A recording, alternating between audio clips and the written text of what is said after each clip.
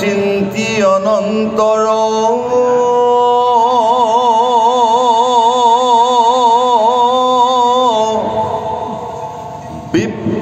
দামোদৰ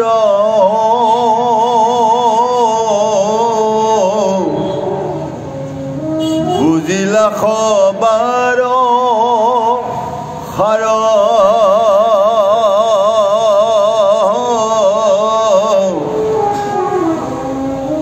কৃষ্ণ ভকতিত পৰমুকুতিত আনন্দৰ নাহি পাৰ কৃষ্ণৰ জিমত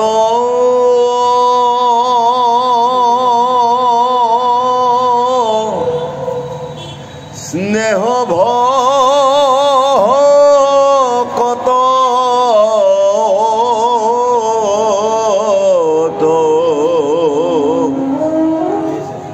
সবাতুই অধিক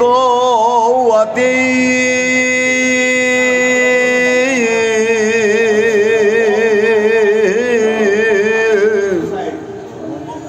জানি মহাসন্ত্ৰ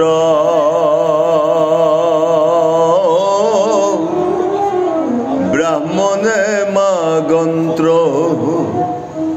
কৃষ্ণৰ প্ৰেম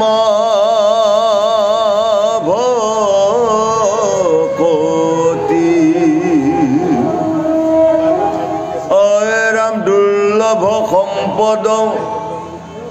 যিটো দেৱে দিলা মোক মহা স্নেহ মনে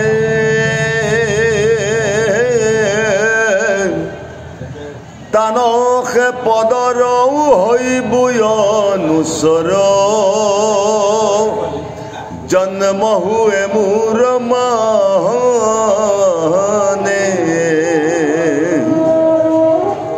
স্বৰ্গ সুখ মুখ্য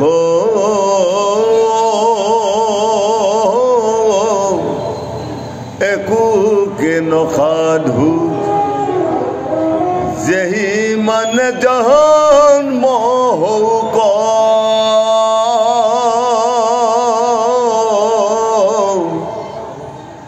একো কাল প্ৰভু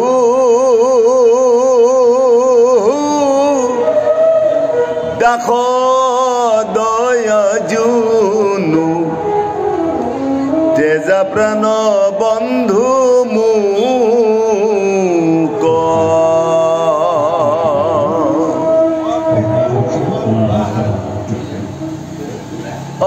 ৰাম তোমাকে প্ৰেম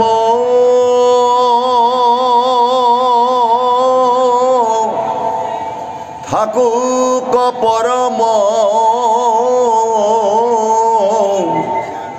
আনত নহৌক ৰতি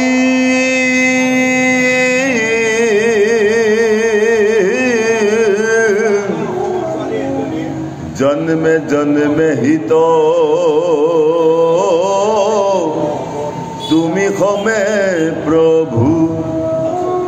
নখন্দু কমিত্ৰ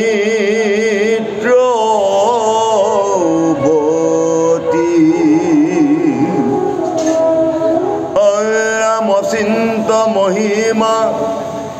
তুমি নাৰায়ণ জন্মাই দিয়া মন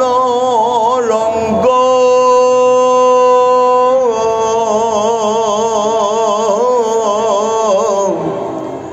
যথা তথা প্ৰভু ভকত জনৰ মুক দিয়া প্ৰভু সংগ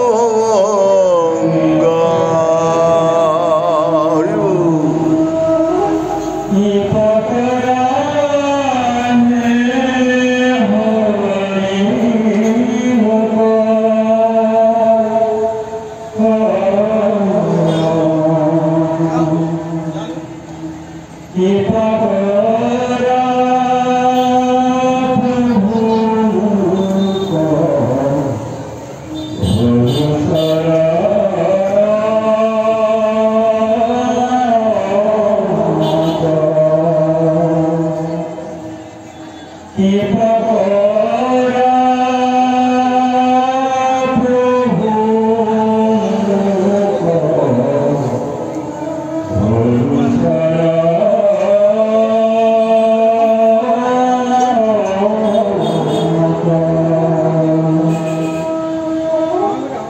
শ্ৰদ্ধাৰ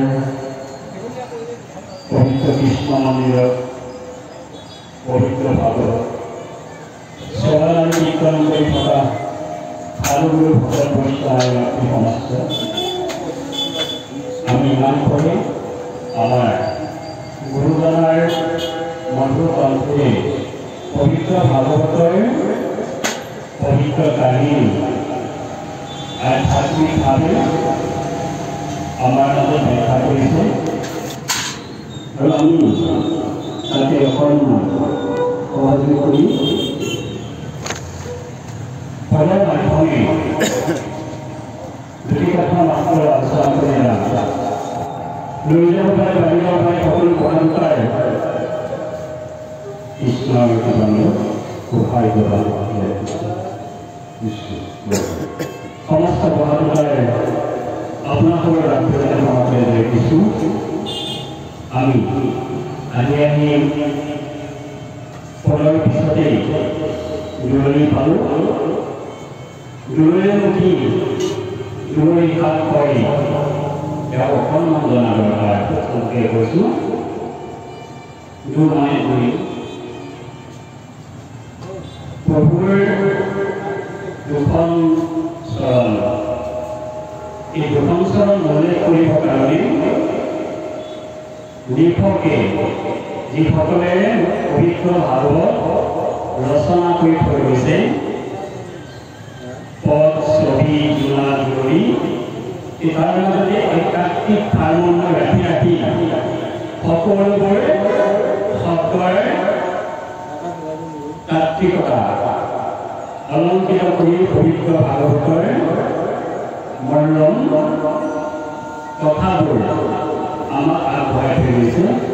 এই প্ৰভুৰ দুখন চৰণেই হৈছে দূৰৈ আৰু এই দূৰৈ বিৰূপৰ দামোদৰ পদক্ষেপক সিদ্ধান্ত কৰিলে যে প্ৰভুৰ ভাষা কেৱল কথা হ'ল কাৰণ প্ৰভু ভগৱন্তৰ নামে এটা হৈছে দামোদৰ আৰু মোৰ নামো হৈছে দামোদৰ সেইকাৰণে মই সমন্বয়ী ভাষা হৈ পৰিলোঁ আৰু ইফালে একেখন তুলসী পঢ়াৰ কাৰণে তেওঁলোক আৰু হৈ পৰিল কিলাস্ত্ৰী মানে বন্ধু সমন্বয় বহি গধুৰ আৰু সেইকাৰণে শেষত দামোদৰে বুজি পালে মোৰ নামটো দামোদৰ হ'ব পাৰে একালত কৃষ্ণ নাম থৈ গ'লেই তেওঁ যে কৃষ্ণ হ'ব সেইটো কেতিয়াও হ'ব নোৱাৰে কৃষ্ণ এক নিৰ্দিষ্ট সত্তা আছে এই কথাটো দামোদৰে বুজি পালে এই বুজি পোৱাৰ কাৰণে বুজিলা ফলত সংসাৰ খায় এই সংসাৰ ফল দুটা অৱস্থাত চলি আছে এটা হ'ল জড় আৰু এটা হৈছে চৈতন্য যিমানবোৰ জীৱ পৃথিৱীত আছোঁ সমস্তজনে আমি জড় গোটেই পৃথিৱীখনক তিনিটা ভাগত যদি ভগাইছে জগত ঈশ্বৰ আৰু জীৱ তিনিটা ভাগত ভগালেও আমি কথাটো জানিব দৰকাৰ যে এটা হৈছে জড় আনটো হৈছে চৈতন্য জড়বিলাকে কি হয় পৃথিৱীত উল্লেখ কৰিছে কথাটো ভাগৱতে চৈতন্য অচ্যুত চৈতন্য শব্দৰ অৰ্থ হৈছে অচ্যুত যাৰ বিনাশাপ্ত নহয় আৰু যিসকল বা যিবোৰ বিনাশাপ্ত হৈ যায় সেইবোৰে হৈছে জড় কিন্তু জড় যদি বিনাশাপ্ত হয় বিনাশ হোৱা বুলি আমি ক'ব নোৱাৰোঁ কাৰণ এই উপলব্ধি কৰিব পাৰোঁ সকলোৱে যে কেৱল মাত্ৰ জড়ই কি কৰে ৰূপ সলনি কৰে খেতি কৰিবলৈ স্মৰূপ ভ্ৰম কোনোবাই ক'ব পাৰিব নেকি যে মই ধ্বংস কৰিলে মই পৃথিৱীবিলাক নাৰাখোঁ কোনোবাই কোৱা এতিয়া চলি নাই কাৰণ বস্তুবোৰ ধ্বংস কৰি দিব নোৱাৰে প্ৰাকৃতিকভাৱে কি বিনষ্ট যদি নহয় তেতিয়াহ'লে ধ্বংস কাৰণে এই কেৱল মাত্ৰ কি হৈ যায় ৰূপটো খালি সলনি হৈ যায়। একেবাৰে যদি স্পষ্টকৈ কথাখিনি আলোচনা কৰোঁ তেতিয়াহ'লে কি হয়, এটা জীৱ পৃথিৱীলৈ আহিল, যিকোনো জীৱ এটা, উদাহৰণ হিচাপে আমি মনুষ্যসকলকে ধৰি ল'লোঁ। মনুষ্যসকলে আমাৰ ৰূপটো আকৃতি আৰু ৰূপ বেলেগ বেলেগ, প্ৰত্যেকৰে ৰূপটো বেলেগ বেলেগ, কিন্তু সকলো কি হয় জনম আৰু মৰণ। জনম ল'লে মৰিব লাগিবই, কিন্তু মৰণ অৰ্থ এইটো নহয় তেওঁ বিনাশাস্ত হৈ গ'ল, কেৱল মাত্ৰ তেওঁ ৰূপটো সলনি কৰিছে। আৰু এই শৰীৰত থকা ৰূপটো সলনি হ'ল যিটো আত্মা, পৰমেশ্বৰ পৰম ব্ৰহ্ম যিটো আত্মা পৰমাত্মা, ইয়াৰ কিন্তু কি নহয় সলনি নহয়, ই কি হয় এটা নতুন, সেই পুৰণা জগাটো সলনি কৰি এটা নতুন জগাত কি হৈ যায় প্ৰৱেশ কৰে। এইখিনি কথা। আত্মা কেতিয়াও বিনাশ নহয়, কেৱল মাত্ৰ মনুষ্যসকল বা যুৱকসকলে নিজৰ দেহটো ৰূপটো সলনি কৰে আৰু নতুন জন্ম লয়। আৰু ইয়াৰ ভিতৰত বিপ্ৰদামে কৈছে কথাখিনি যে মোৰ লক্ষ্য হ'ল মোৰ ৰূপ সলনি কৰা নহয়। বিপ্ৰদামে কৈছে মই ৰূপটো সলনি কৰিবৰ কাৰণে চেষ্টা কৰা নাই। বিপ্ৰদামে তেতিয়াহ'লে কি সলনি কৰিবলৈ চেষ্টা কৰিছে? বিপ্ৰদামৰ কথা হ'ল যে যেতিয়া মালাডাল প্ৰদান কৰিছিলে কৃষ্ণ, তেতিয়াই কৃষ্ণই কৈছিল যে হে মালাকাৰ, তোমাৰ স্থান মই বৈকুণ্ঠ দিলোঁ। বৈকুণ্ঠত যেতিয়া স্থান পাব তেতিয়া আৰু তেওঁ কি কৰিব নালাগে, পৃথিৱীলৈ আহিব নালাগে। পৃথিৱীটো কি আছে, ইমান এখন সুন্দৰ ৰঙীন পৃথিৱী, তাতে আধুনিক যুগ, ইমান ধুনীয়া, কোনেও এৰিবলৈ মন নকৰে। তথাপিতো কি হয়, এই জগতখন দুখেৰে ভৰা, কষ্টৰে ভৰা। সেই ভৰাৰ কাৰণে সকলোৱে এই পৃথিৱীখনত কি কৰে, কোনোবাই কোনোবাই পচন্দ নকৰে থাকিবৰ কাৰণে। কি লাগে তেতিয়াহ'লে, যদি পচন্দ কৰা নাই কি পচন্দ কৰিছে? সুখ আৰু শান্তি, য'ত দুখৰ প্ৰভাৱ নাথাকে। সেইখন পৃথিৱীৰ কথা বিপ্ৰদামে কৈছে যে এই সংসাৰৰ কথাটো মই মানে ভালকৈ বুজি উঠিছোঁ। বুজি উঠাৰ কাৰণে কৃষ্ণ ভগৱতী কেৱল মাত্ৰ শেষত ভৰসা কৰিছোঁ কৃষ্ণৰ ভগৱতী। আৰু আমি সমস্তই কি কৰিছোঁ, আজি দেওবাৰ দিনটোতেই ঘৰত সকলো কাম সামৰি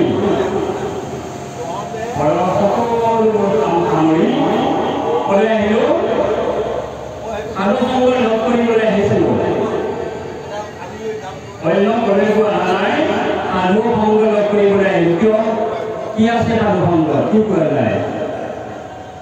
সাধু সংগত যেতিয়া আহিম তেতিয়া তাত আমাৰ কি হয়, কৃষ্ণ, ঈশ্বৰ, ভকত আৰু ভগৱন্ত এইবোৰ কথা আলোচনা কৰা হয়, য'ত অন্তৰ্নিহিত হৈ আছে তাত্ত্বিকভাৱে চৰিত্ৰৰ এক বিশ্লেষণ। নিজৰ চৰিত্ৰটোক ভালকৈ ৰাখিবৰ কাৰণে, সমাজত প্ৰশংসনীয় হৈ থাকিবৰ কাৰণে এই চৰিত্ৰটোক এক সুনিভৰ প্ৰশংসাৰ প্ৰাপ্ত হ'বৰ কাৰণে আমি সাধু সংগ আৰু কৃষ্ণৰ ওচৰত চাপিছোঁ, নহ'লেতো আমাৰ আহাৰ কৰিব নাছিল। এইখিনি কথা। কৃষ্ণৰ জীৱনত আছিলে ভগৱত হয়, কৃষ্ণ মৰমীয়াল কৃপাময়, দয়াময়, তেওঁ কৃপাময়। কৃষ্ণই কাকো কৃপা নকৰাকৈ নাথাকে, কাকো দয়া নকৰাকৈ নাথাকে, তেওঁ কৃপাময়, দয়াময়। গতিকে এই কথাখিনি জানি মহাসন্ত, সমস্ত সন্ত মানে হ'ল আৰু যিসকল সন্ন্যাসী, যিসকল ব্ৰহ্ম বিষয়ে জানে, ব্ৰহ্মদেৱী একাকাৰ আৰু এবিধ নিৰাকাৰ। আমি নিৰাকাৰৰ কথাটো আমি আলোচনা কৰি থকা নাই, আত্মাৰ কথা যদিও আলোচনা কৰিছিলোঁ, কিন্তু আমি আকাৰ ব্ৰহ্ম কথাই কিন্তু আলোচনা কৰি আছিলোঁ। কিয়নো ব্ৰাহ্মণে মাজত কৃষ্ণ প্ৰেম পত্নী বিপ্ৰদামৰ লক্ষ্য বেলেগ নহয়। যদিও তেওঁ অদৃশ্য ধন সম্পত্তি বাৰণ কৰিলে, কিন্তু সেই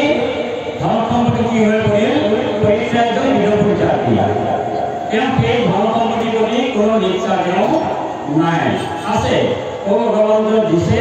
ইয়াকে আছে ইয়াক মোৰ গৌৰৱ কৰিবলৈ একো নাই আৰু ঘৰখন বা ৰাজ্যখনৰ যিমানবোৰ জীৱ আছে সকলোৱে কি দ্ৰব্য কি কৰিব আত্মকেন্দ্ৰিকভাৱে নহয় সকলোৱে ভগাই মেলি খাব ইয়াক স্বাৰ্থ কৰিবলৈ একো বস্তু নাই এইখন অৰ্পণ কৰি তেওঁ কি কৰিছে যে নিজৰ জীৱনটো প্ৰেমত প্ৰেম মানে কি মৈত্ৰী মানে কি গোটেই জগতৰ পৰমাত্মাৰ পিতাৰ প্ৰেমত তেওঁ কি কৰিছে আত্মনিবেদন কৰিছে দুৰ্লভ সম্পদ হয় বিপদানন্দ এজন দৰিদ্ৰ লোক কিন্তু দৰিদ্ৰ হ'লেও কি হ'ল তেওঁ সেই পত্নীৰ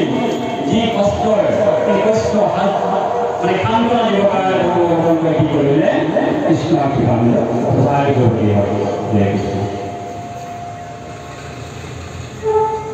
তাকে পদৰ হৈ অনুসাৰ জন্ম হৈ মৰা নাই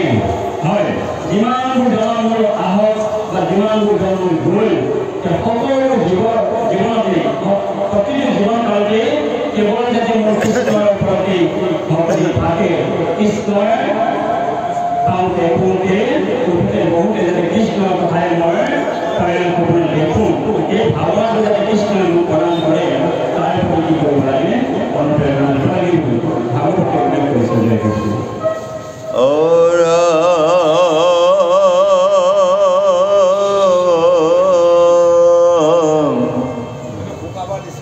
জানো বোলা মহা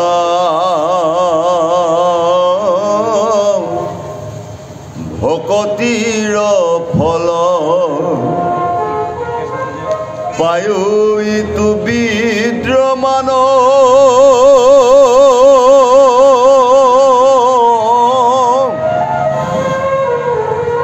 আউৰ কেনে প্ৰভু ভকতি কসাধু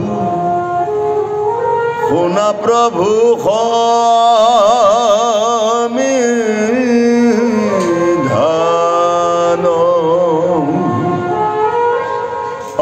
ৰাম ৰাজ্য পদ আদি নানাবিধ যত বিভূতি আছে বিমানে ঐকান্তিক যত ভক্তি সুখ জানে নেদাতা নাৰায়ণে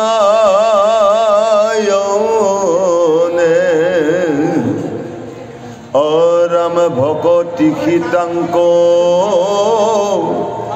দিয় নাৰায়ণ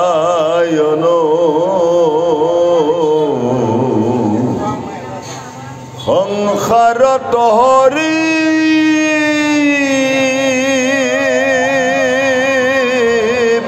প্ৰতি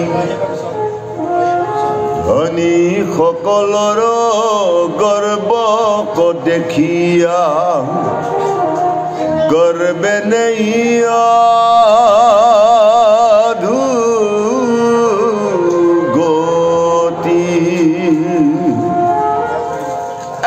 আপুনি আনিয়া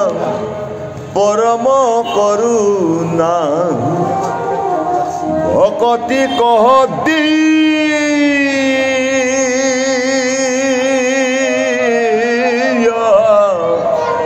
মোক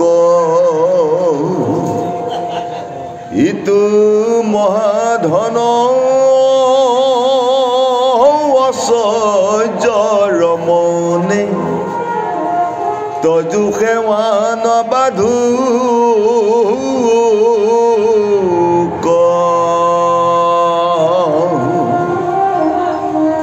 অৰামেহি মতে বুদ্ধি নিশ্চয় কৰিয়া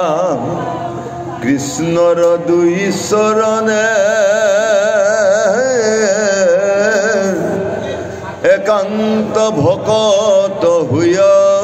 দিজ বৰ ৰহিলা নিজ সদনে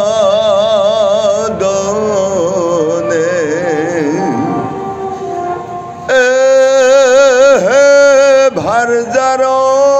সহিতে পৰম আনন্দে বঞ্চিলন্ত কতু কালো বিষয়ৰ যেন ভুঞ্জিলন্ত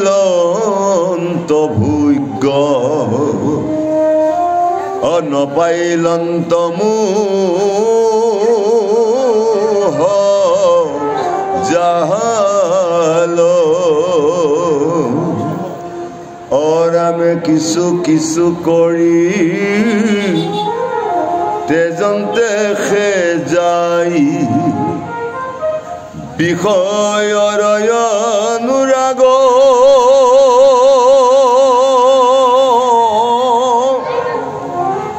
কৃষ্ণ তেখে ৰতি বাহে প্ৰতিনীতি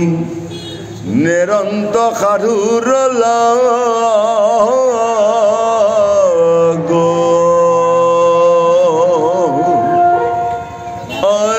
পৰম ঐশ্বৰ্য লভিলন্ত্ৰ দিজ কটাক্ষ নকৰা তাক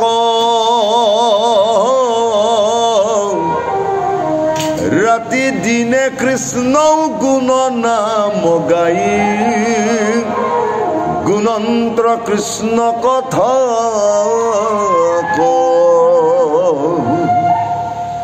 এহি মতে বিপ্ৰ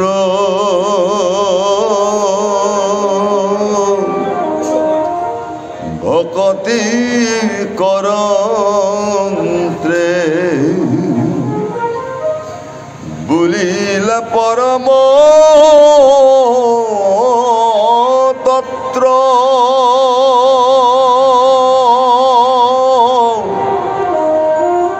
অজিত ব্ৰহ্মক ভকতিকে জিনে দেখায়া ভৈলয় মন্ত্ৰ কৃষ্ণৰ শৰণ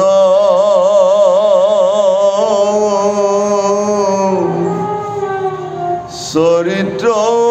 চিন্তনতে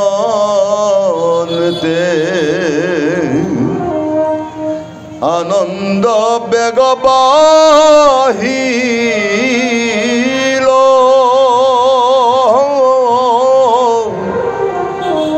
কৰ্মৰ বাসনা মোহ অহংকাৰ গাঠি হব খোল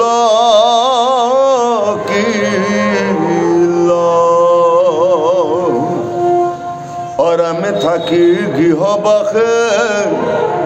অতি পয়াসে কৃষ্ণ তকৰে ভকতি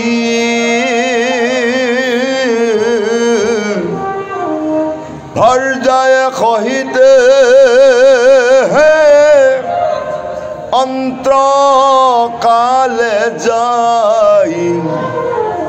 লভিলা সন্তৰ গতি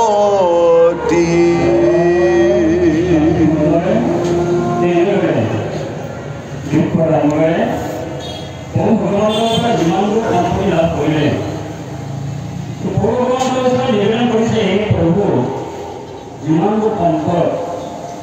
প্ৰদান কৰা হ'ল ইয়াৰ পৰা যদি মোৰ অহংকাৰ সৃষ্টি নহয় তাত তুমি কি কৰিব লাগিব মোক বাধা দিব লাগিব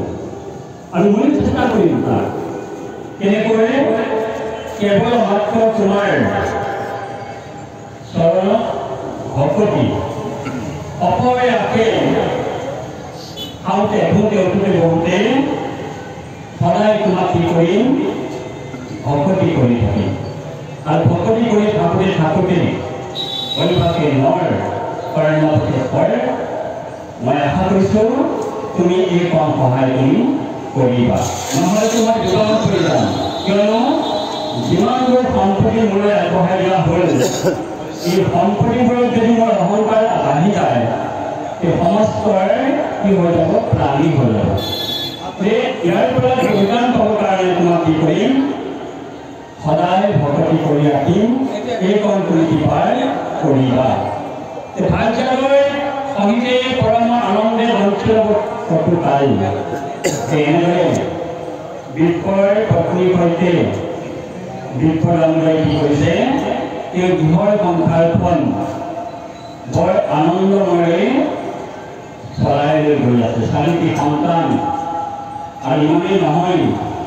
ওচৰ চুবুৰীয়া যিমানবোৰ আছে সকলোৱে কি কৰিব লাগিব কল্যাণ মানে ভালে কুশলে চলি যাব লাগিব আৰু প্ৰত্যেকে সহায় হোৱাতেই অনুমোদনকৈ সেইখিনি সম্পূৰ্ণ পৰামৰ্শতে কৰিছে ইয়াৰ পৰা যাতে বিচলিত নহয় তাৰ কাৰণে বহু অনুমোদন কি কৰা হৈছে প্ৰাৰ্থনা কৰি থকা পৰম ঐশ্বৰ্যৰ অভিনন্দন নিজৰ গোটেইখনক কৰি থাকক মোৰ দৃঢ় বিশ্বাস মোৰ আত্মবিশ্বাস আছে যদিও তুমি সম্পদবোৰ মোক প্ৰদান কৰিছা এই সম্পদবোৰে মোক কি কৰিব নোৱাৰে মুহিব নোৱাৰে কাৰণ বহু অগণন্তৰ এটা মায়া আছে সেইটো কি মায়া বুলি কয় বহিৰংগ মায়া এই বহিৰংগ মায়াই প্ৰত্যেককে কি কৰি থাকে মায়াৰ মোহত আবদ্ধ কৰি থাকে আৰু তাৰ মাজত যিবোৰ অৰ্থাৰ্থী ভকত আছে অৰ্থাৰ্থী ভকত মানে হৈছে যিসকলে ধন সম্পত্তিৰ প্ৰতি বেছি লিপ্সা থাকে তেওঁ ভকতিও এৰা নাই কিন্তু ধন সম্পত্তিও তেওঁক লাগে এই ভকতজনক কিন্তু অৰ্থাৰ্থী ভকত বুলি কোৱা হৈছে এই ভকতি কিন্তু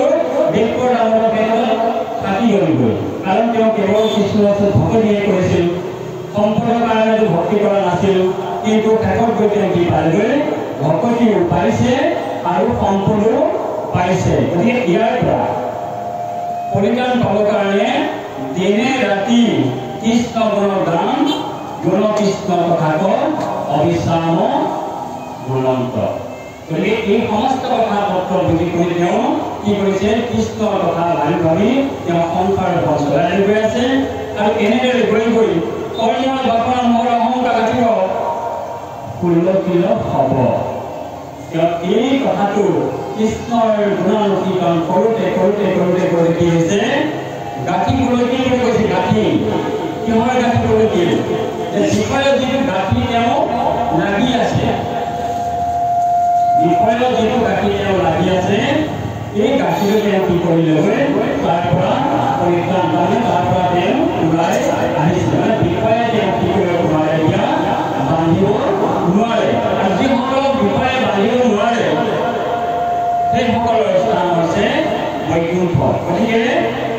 আমি এই সংসাৰখনৰ দুখ কষ্টৰ পৰা যদি পৰিত্ৰাণ পাব বিচাৰোঁ তেতিয়াহ'লে প্ৰভু ভগৱন্তৰ সেই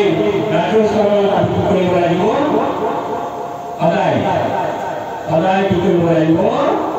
সেৱন কৰিব লাগিব আৰু তেতিয়া আমাৰ এই বিষয় জনতাই কেতিয়াও পীড়া কৰিব নোৱাৰে গতিকে আমি সমস্তই গৃহত থাকি গৃহতে আদি অপৰাধী কৃষ্ণতে কৰিম ভকতি একমাত্ৰ উপায় হ'ল কৃষ্ণক ভকতি কৰি আমি সমস্ত বিষয় জনতাৰ পৰা পৰিত্ৰাণ কৰা হুকমুনি নিগদতি শুনিলা পৰীক্ষিত দৰিদ্ৰ বিপৰ ভৈল গতি দেৱদেৱ মাধৱৰ যজ্ঞপতি স্বৰৰ দেখিলা বিপদ ভকতি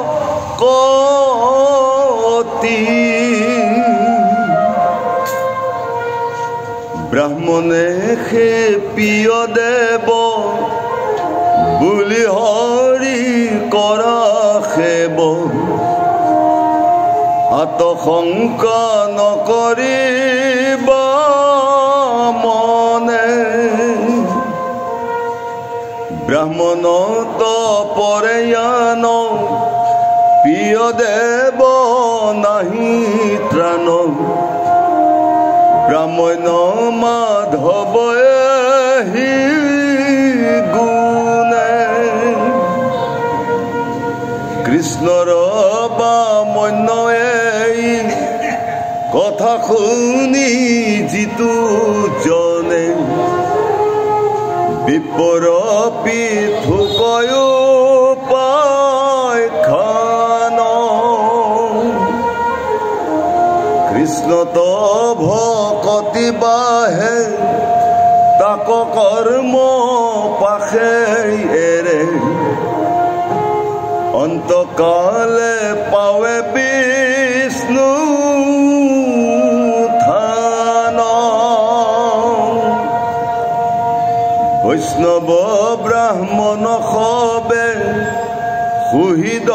বান্ধৱ হৈ ইহলোক ভুকুতি অশেষ পাপৰাশি বিনাশন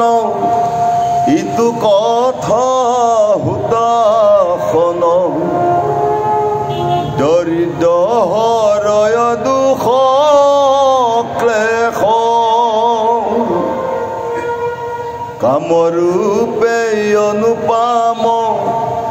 হাজু হেন যাৰ নাম জাত মহাপঞ্চতীৰ্থ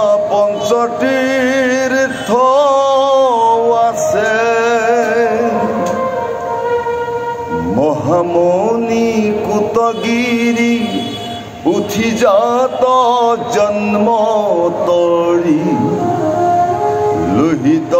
বহন্ত জাৰ কাছে